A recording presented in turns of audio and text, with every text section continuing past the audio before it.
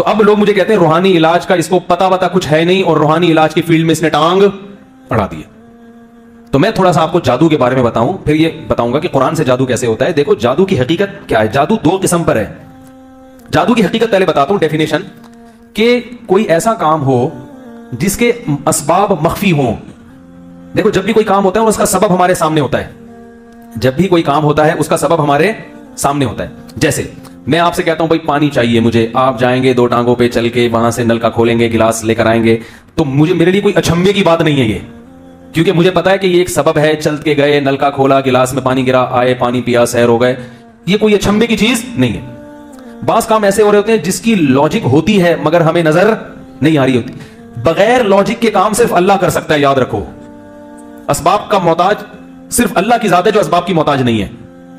अल्लाह ऐसा कुछ कर सकता है जिसका कोई सबब ना भी हो, वो करके दिखा देगा। अल्लाह के अलावा कोई दुनिया में ऐसा नहीं है, ना कोई पैगंबर, ना फरिश्ता, ना इंसान, कि जो कुछ करे और उसके पीछे कोई सबब ना हो। समझ में आ रही है बात? लेकिन बाज दफा वो सबब मख्फी होता है, आपको नजर नहीं आ रहा होता। तो आप नतीजा तो देख रहे हो, इस नतीजे तक पहुंचा कैसे है सामने वाला, वो जरिया आपको नजर नहीं आ रहा होता। तो इस नतीजे को क्या कहते हैं? जादू किया इसने। ऐसे नताइज को क्या कहा जाता है? भाई किसी चीज का ऐसा रिजल्ट सामने आया कि रिजल्ट तो नजर आ रहा है, बंदा इस रिजल्ट तक पहुंचा कैसे, ये सबब आपको नजर नहीं आ रहा।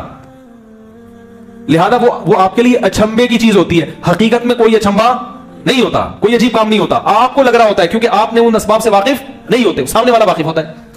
तो ऐसे अमल को क्या कहा जाता है? सिहर, जादू, मैजिक। यहां तक बात समझ में आ गई? क्योंकि क्लिपबाजियां मेरे खिलाफ चलती रहेंगी मार्केट में भी, तमीज से। मैंने कहा तबीयत एक दफा धो दो तबीयत से, लेकिन वो फिर धुलाई तो चलती रहेगी। अब इसमें क्या होता है? दो किस्म पर होता है ये जादू। एक किस्म ये होती है कि ऐसे खुफिया असबाब इख्तियार किए जाएं जिनका जिन्नात से ताल्लुक नहीं है, सही है ना, बल्कि वो साइंटिफिक लॉजिक है उसकी, मगर वो हाथ की सफाई की महारत ऐसी की है उसने। जैसे मैजिक शो यूट्यूब पे आप देखते होंगे, वो कबूतर निकाल दिया डब्बे से।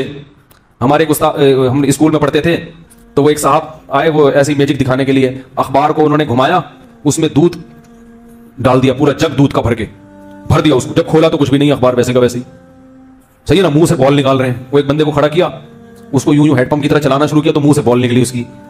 ये ट्रिक होती है। इसको भी क्या कहा जाता है? जादू। क्योंकि काम नजर आ रहा है मगर हो क्या रहा है ये हमें मालूम नहीं है, मगर हो रहा होता है कुछ अंदर। आप पैसे दें तो आपको बता देंगे यार ये असल में ये था, ये बॉल यहां छुपाई हुई थी, कबूतर यहां छुपाया हुआ था, गेंद यहां छुपाई हुई थी, सिक्का राइजुल वक्त असल में ये था, और तलवार से जो दो टुकड़े कर दिए असल में वो घुटने मोड़ के बैठा हुआ था पहले ही अंदर, ठीक है ना, दूसरा आदमी खड़ा कर दिया। बाज़ दफा होता है दो जुड़वा भाई होते हैं, जुड़वा बहनें होती हैं, उनसे मैजिक किया जाता है, देखो एक के दो हो गए, ठीक है ना। तो ये ट्रिक होती है जो गोरे बहुत कर रहे हैं, मुसलमान भी करते हैं, गोरे भी करते हैं। लेकिन गोरों में एक दयानतदारी है कि वो बता देते हैं कि हमारे पास कोई खलाई ताकतें नहीं है, हम कोई बुजुर्ग नहीं है, ना कोई बहुत नेक है, बल्कि एक फन है जो हमने सीखा हुआ है, आपने नहीं सीखा हुआ। पैसे दोगे तो हम सिखा देंगे, नहीं दोगे तो देखते रहो, मजे उड़ाते रहो और हमें पैसे देते रहो। वो उसको गलत चीज में गोरे कैश। हमारा वाला जब ये ट्रिक सीखता है तो वो लोगों को उल्लू बनाना शुरू करता है। दाढ़ी पगड़ी, खिलाफत है, शाजली से खिलाफत, फलाने फिरके बुजुर्ग से खिलाफत, इधर से खिलाफत पकड़ी, इधर से खिलाफत पकड़ी। खिलाफत मार्केट में ऐसे अवेलेबल है आजकल कि सबसे सस्ती तरीन चीज हमारे यहां खिलाफत बन चुकी है। और इसमें अब सच्ची मुच्ची की खिलाफत भी जरूरी नहीं है, ख्वाब में भी चल रही है खिलाफतें। भाई आपको फलां से खिलाफत मिली, इसकी क्या दलील है? ख्वाब में बुजुर्ग ने मुझे खिलाफत दी है। तो मामला इंतहाई क्या हो गया है? वसी और अरीज। तो वो जब ऐसे शोबदे दिखाएगा तो लोग कहते हैं यार हजरत जी बहुत, यार पता नहीं कैसे बटवे में पैसे निकाल लिए, कैसे। हालांकि वो ट्रिक होती है। लोग मुझे आके कहते हैं भाई उन्होंने कैसे कर दिया ये। मैं कहता हूं अगर कैसे कर दिया मैं बता दूं तो इसका मतलब मैं भी वो ट्रिक जानता हूं ना। भाई मैं थोड़ी बता सकता हूं, क्योंकि मैं जादूगर थोड़ी हूं जो मैं बताऊंगा। वो तो जिसने ट्रिक सीखी है वो बताएगा आपको कैसे ऐसे किया इसने। और मैंने कहा मैं ये ट्रिक सीखता नहीं क्योंकि मुझे इन फजूल चीजों का शौक है नहीं, क्योंकि एक ट्रिक थोड़ी है, तो सैकड़ों ट्रिक है।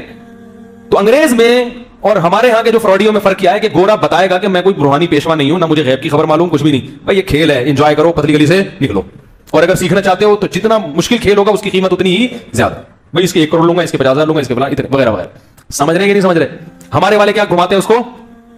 इसको कहते हैं नजर का धोखा। क्या कहते हैं इसको? नजर का धोखा। दूसरी किस्म जादू की होती है। अच्छा, ये वाली किस्म कुरान से भी होती है,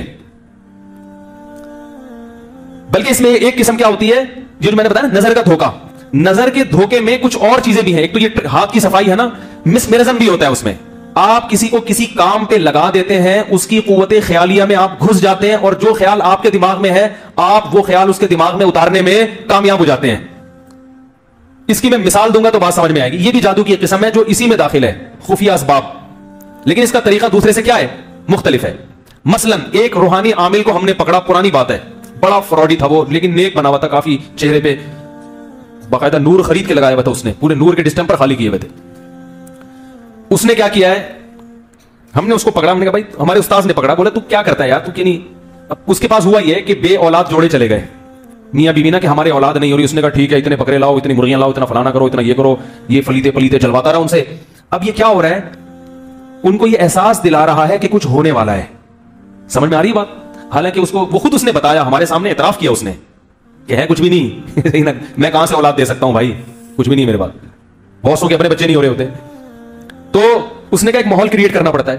अब वो माहौल ऐसे क्रिएट किया कि कुछ फलीते पलीते उनसे जलवाए और ये किया और वो किया, और फिर उनको बुलाया। मियां बीवी से कहा कि कमीज पहने रहो, शलवार उतार के दोनों खड़े हो जाओ। बेहुदा बात है लेकिन अब वाकया है तो मैं बयान कर रहा हूं।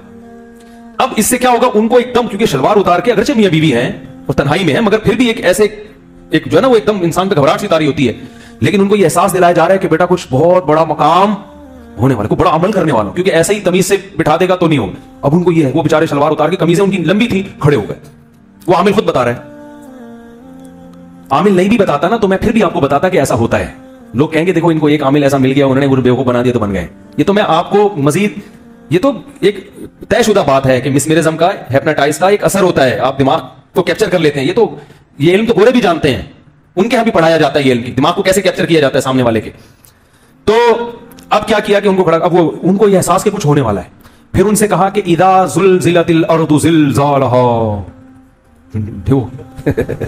ये वाली सूरत तिलावत करना शुरू कर दो दोनों। इदा ज़ुलज़िलतिल अर्दु, अब वो पढ़ रहे हैं, इदा ज़ुलज़िलतिल अर्दु ज़िलज़ालहा व अखरजतिल अर्दु अस्क़ालहा व क़ालल इंसानु मा लहा यौमइज़िन तुहद्दिसु। इसका औलाद से कोई ताल्लुक है इस सूरत? इसमें तो ज़ल्ज़ले आ रहे हैं, क़यामत आ रही है, ज़ल्ज़ला आ रहा है, तबाह हो रहा है, जो बच्चे हैं वो भी मर रहे हैं। फिर वो जब सूरह ज़िलज़ाल पढ़, बोला अब जो है ना, वल आदियाति ज़बहा। ये कुरान से जादू हो रहा है कि नहीं हो रहा? ये उनके दिमाग को कैप्चर किया जा रहा है कि कुछ होने वाला है।